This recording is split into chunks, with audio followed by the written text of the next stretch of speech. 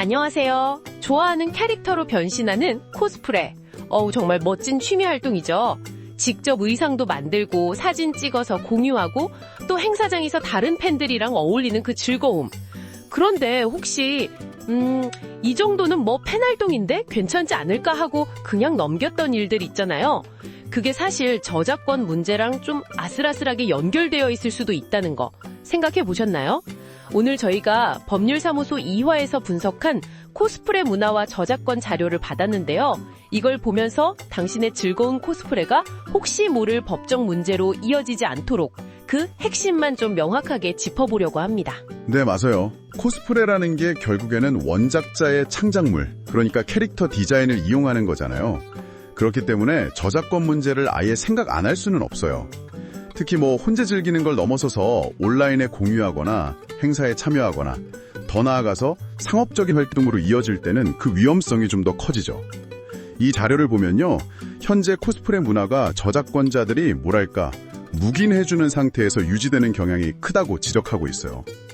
이 묵인이라는 키워드를 중심으로 활동 유형별로 어떤 점들을 주의해야 할지 한번 살펴보겠습니다. 먼저 제일 기본적인 질문부터 시작해볼까요? 캐릭터 디자인 그 자체가 저작권 보호 대상이 될까요? 예를 들어 붉은 모자를 쓴 배광공 이런 식의 추상적인 아이디어는 보호받기 어렵지만요. 게임이나 만화 속에 등장하는 구체적인 모습, 그러니까 외형이나 복장 같은 시각적 표현 있잖아요. 이런 캐릭터 디자인은 창작성이 인정되면 저작권법상 저작물로 보호를 받습니다. 코스프레는 바로 이 구체적인 디자인을 따라하는 행위인 거고요. 아, 그렇군요. 그냥 아이디어가 아니라 구체적인 디자인이 보호받는 거네요. 그럼 제가 만약에 집에서 혼자 즐기려고 의상을 직접 만들었어요. 이건 어때요? 여기서부터 시작하는 분들 많잖아요. 네, 좋은 질문이에요. 캐릭터 디자인을 보고 의상을 만드는 건요. 법적으로는 복제 행위로 볼 수 있어요. 원칙적으로는 저작권자의 허락이 필요한 복제권의 영역인 거죠. 아, 복제요? 집에서 만드는 것도요? 그렇죠. 물론 이제 영리 목적 없이 순수하게 개인적으로 즐기기 위한 복제, 이건 법에서도 예외를 두긴 해요.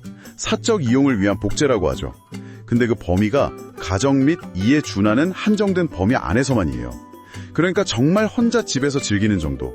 이걸 입고 밖에 나가거나 사진을 찍어서 인터넷에 올리거나 하면 그건 또 다른 문제로 넘어가는 겁니다. 아, 그렇군요. 집에서 만드는 거랑 그걸 다른 사람에게 보이는 건 완전히 다른 차원이네요. 그럼 가장 흔한 경우 SNS에 코스프레 사진이나 영상을 올리는 거요. 이건 정말 많이들 하시잖아요. 이것도 문제가 될 수 있나요? 네, 바로 이 지점에서 아까 말씀드린 묵인의 영역이 아주 크게 작용해요. 블로그나 인스타그램, 유튜브 같은 곳에 올리는 건 불특정 다수가 접근할 수 있게 하는 거잖아요. 이걸 공중송신, 특히 전송이라고 하는데요.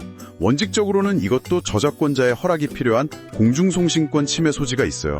수익이 있든 없든 말이죠. 수익이 없어도요? 그냥 팬심으로 올리는 건데도요? 네, 법적으로는 그래요.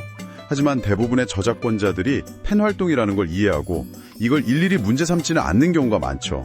그야말로 묵인하고 있는 상태인 건데 중요한 건 이게 법적인 권리를 포기했다는 뜻은 절대 아니라는 점이에요. 언제든지 마음이 바뀌면 문제 제기를 할 수 있는 가능성은 열려 있다는 거죠. 와, 그 묵인이라는 상태가 정말 아슬아슬한 줄타기 같네요.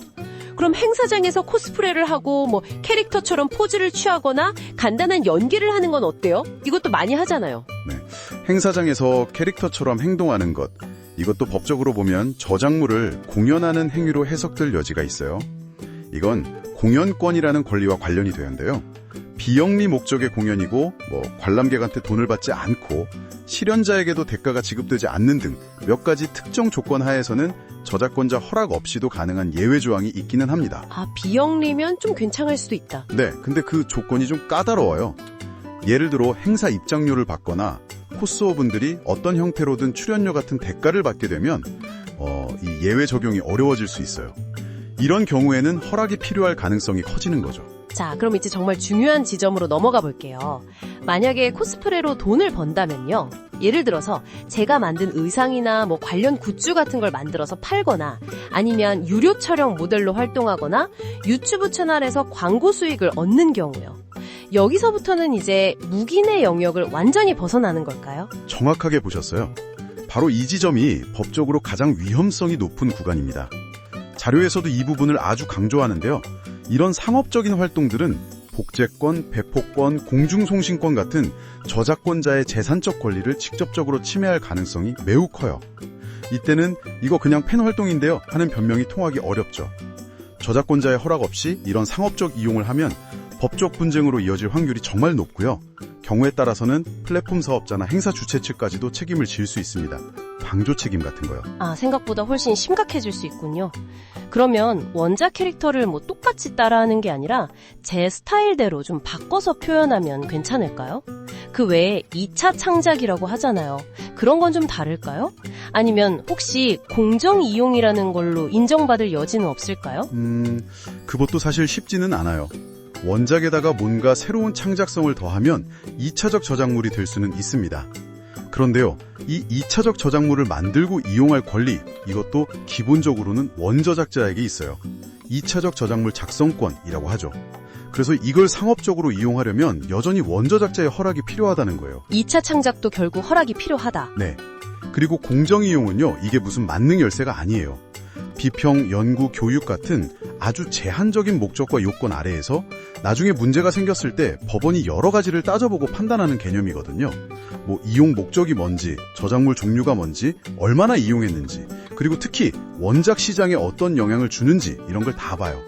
그래서 비영리니까 괜찮다거나 조금 바꿨으니까 괜찮다는 식으로 쉽게 인정되지 않고요. 특히 원작의 시장 가치를 깎아먹을 수 있는 활동은 공정이용으로 인정받기가 매우 어렵습니다. 와, 듣고 보니 생각보다 훨씬 더 조심해야 할 부분이 많네요. 그러면 오늘 내용을 좀 정리해보면 현재 많은 코스프레 활동이 저작권자의 어떤 묵인 상태에 기대고 있는 측면이 크다.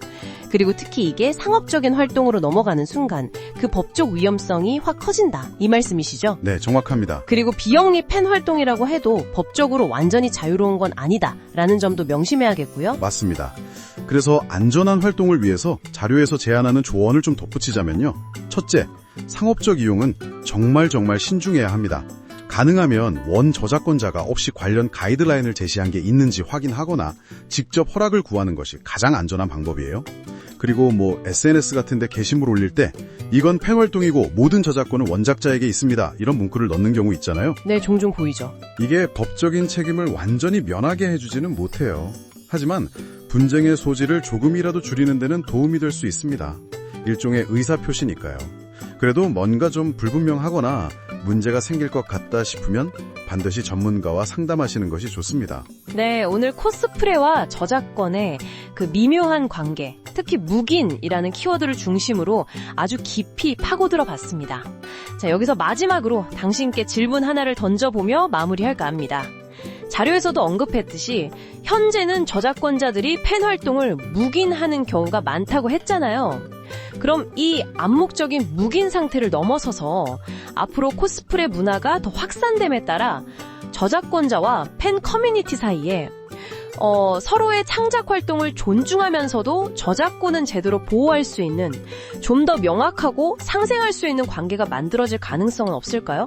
예를 들면 공식적인 가이드라인이 나온다거나 아니면 좀 더 간편한 라이센스 모델 같은 것들이요. 이 질문을 한번 곱씹어 보시면서 저희는 다음 탐구에서 더욱 흥미로운 주제로 다시 찾아뵙겠습니다.